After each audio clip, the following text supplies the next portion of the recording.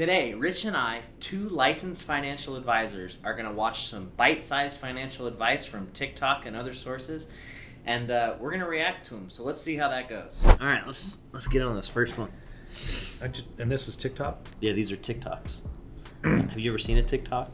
I've heard of it. I don't have TikTok, but based on what I've heard about TikTok, I don't know. It's the first place I'd go for financial advice, but let's see what she has to say. Stop overfunding your 401k. A lot of people are blindly throwing money into their 401ks, and honestly, it might not be the smartest move. I'm not saying 401ks are bad. Okay, obviously they have a place, especially if you have a match, but a lot of people are overfunding them without realizing the trade-offs. Listen, your money is locked up till you're 60. There's penalties for pulling out early. Maybe you're assuming taxes are going to be lower in the future, but let's be real. So you're giving up access and flexibility now for tax maybe down the road. Wow. That's something. So interesting. What are your thoughts on that? You go first. She kind of represents some of the downsides to any qualified contract, like whether it's an IRA, 401k, you got the 59.5 rule. You're going to pay tax on it, all that kind of stuff. But she didn't mention any of the powerful things that 401ks do. Yeah. For example, you can loan yourself money out of most 401ks. Each 401k is individualized to the company, and they can choose whether or not they want to have that feature, right? But if you need to do something before 59.5 and you can take a loan and pay yourself back, that's actually a really powerful tool from a tax standpoint. Yeah. And she doesn't even mention that. She just says, if you need money before 59.5, she called it 60. But she's like, well, then a 401k is like a bad deal. Well, not really. Yeah. Right? I think the problem I have is that she kind of painted it as this, like, yeah, you should use it, but there's some secret sauce that you're not using. Right. All right, let's watch this next one. All right, here we go. Guys like you can't even see it. You're thinking about money. I don't even care about money. I make a lot of money because I understand the system. I would never go to school, get a job, work hard, save money, get out of debt, buy a house, and invest in the stock market. I do everything exactly opposite. What do you do? Well, everything is the opposite of what they're teaching you in school. I wouldn't go to school. And what would you do? I would study money. I understand. Yes, because they don't teach money in schools. Correct. Really? Understand that money is debt. And until you get out of debt, they're telling you to get out of money. If you read my books, because I don't think you have. I read. In 1971, the U.S. dollar became debt. The U.S. dollar is the reserve currency of the world. I don't know if you know what that means. What does it mean? It's very dangerous for everyone. No, it doesn't. And it's not covered in anything. It's the only value it has is trust. I don't really want to do this interview anymore. If you want to find out what I know or tell me what you know, then don't interview me. Just you do your own stupid show. I'm trying to tell you something here, and you want to tell me how smart you are. That's very egotistical. I'm here because I'm stupid. Let's get that straight. Let me explain something then. Wow. Okay, wait a minute. That was wild. To start, I don't care about money. And then 15 seconds later, I would only study money. What? Yeah, there's a huge amount of contradiction in terms, especially considering how Robert Kiyosaki has made his money. His millions off of books. About telling people about how to manage money. And then he says, first of all, I don't care about money, and I would never go to school. Schools don't teach about money. Well, what about finance majors? Like, I think they kind of do. Yeah. I think we both have experience there. I think we could. I learned about some money when I got my degree. And then the other part about Robert, he's an interesting person, right? And I think what a lot of people need to understand about Mr. Kiyosaki is a lot of his money that he's made is from selling books and like speaking engagements and those types of things. Yeah, being a public figure. Yeah, you know what I mean? And there's been a lot of controversy. I won't get into a lot of it, but if you Google Robert Kiyosaki and the amount of debt that he has and some of the restructuring that he had to do and all that kind of stuff, it's not what is portrayed. Well, and he even says it right there, like, money is debt. He's like, the U.S. dollar is debt. Yeah, great, fiat currency, whatever. But that's on a government scale that has a taxing authority, international relationships, and a heck of a lot more power than he has. But sometimes what these people do, right, and it seems like this here, is it seems like he just wants to make everybody feel stupid and then everything that he says And is then a sell the gospel truth. solution. Yeah. He presents a problem and then he sells the solution. Like, have you read my books? He said that in Yeah, there. and then the other guy tries to talk to him, and he's like, I'm not interested in hearing anything you have to say.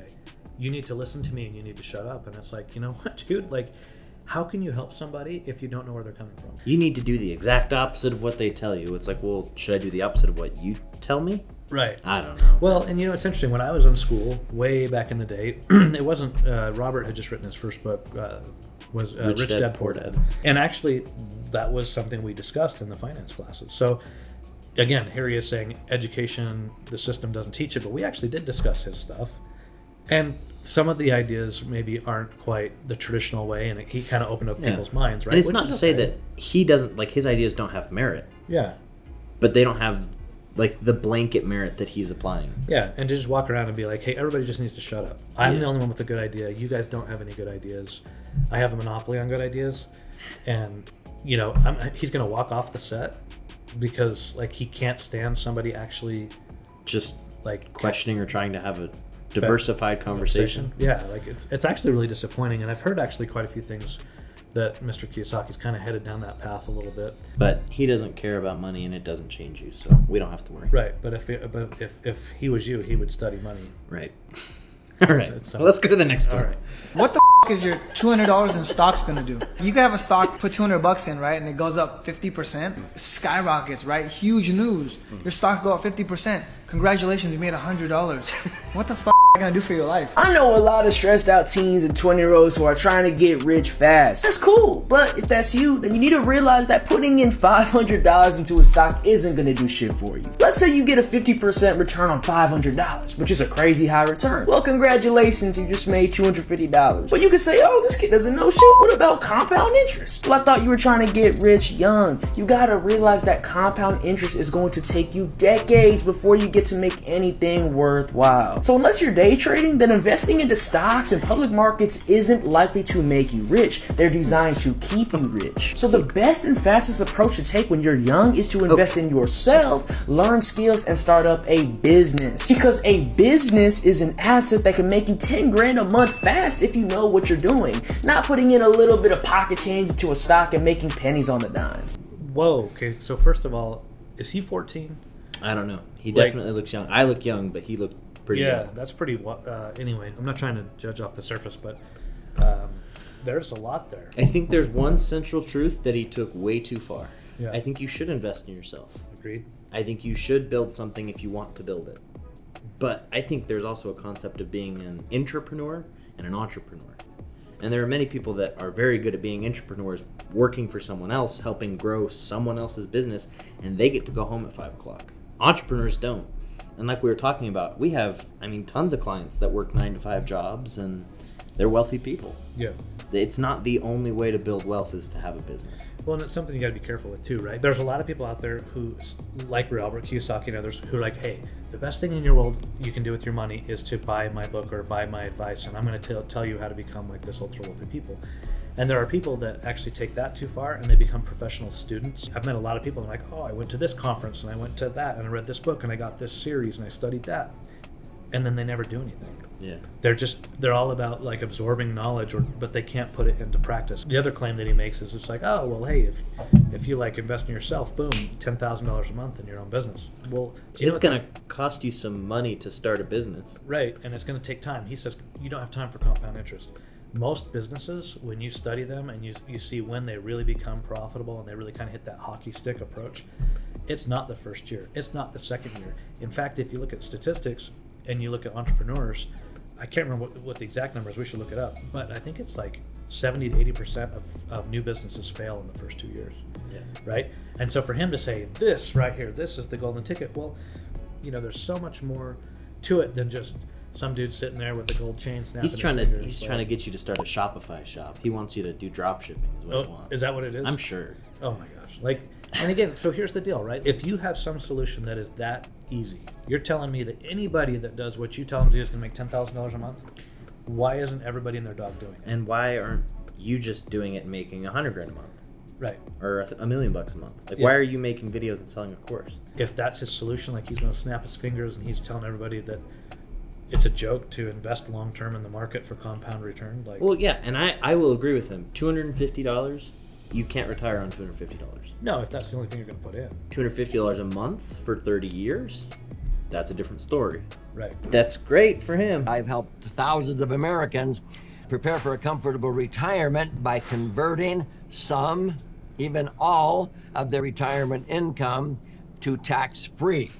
They receive income for every $1 million they accumulate in a max funded IUL. It can generate $80,000, $90,000, even a 10% payout of $100,000 a year of tax-free income.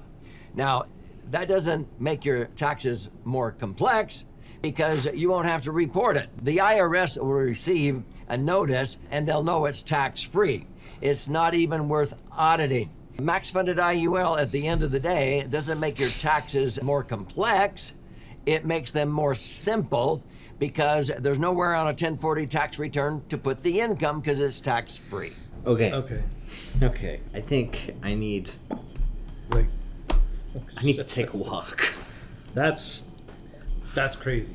So he starts off strong by Right. telling people to put all of their retirement income into a max funded, indexed, universal life insurance policy. Right. Okay, that's nuts. You're telling me that if I got stage 4 cancer, the best thing for me to do is pull a life insurance policy?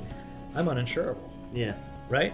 Or Oh, well, it doesn't work for you. You can't have the best thing. so many what ifs in there. Like, but with insurance, what he's not talking to you about is, yeah, there might be some tax benefits, but those tax benefits can blow up in your face in a major way. If those policies aren't structured correctly and the premiums start to skyrocket, you're hosed. I knew a lady who got put into one of these types of products, and it was crazy because they had done all these projections, and well, guess what? She lived longer than she was supposed to, and she lost everything. She The lost policy ate itself. Yeah, and there was nothing any of us could do. By the time we realized what had been going on, she'd been into this type of product for like over 20 years. And so she did that. She put basically all of her eggs in one basket. She followed this type of advice, and the thing blew up. It's a really convincing story. Your taxes are easier. You get guaranteed tax-free income. Everyone hates the word tax. No one wants to pay taxes. So it's a really convincing sales pitch. Right. Because your taxes are simpler.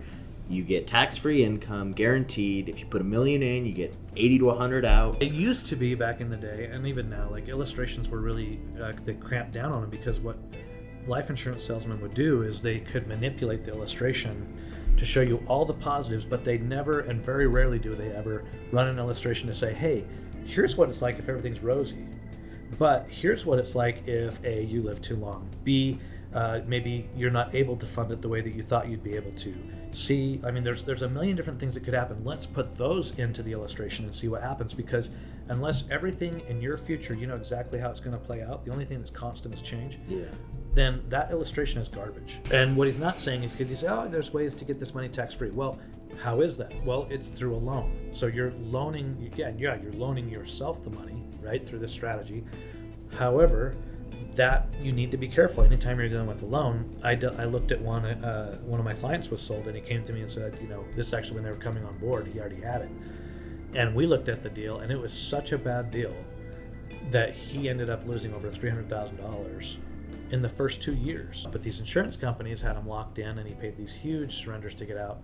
And it was all based off of this illustration. And when I asked the agent, he actually brought me into the meeting. And he said, and he was showing me this illustration. I said, you need to redo this illustration to be realistic.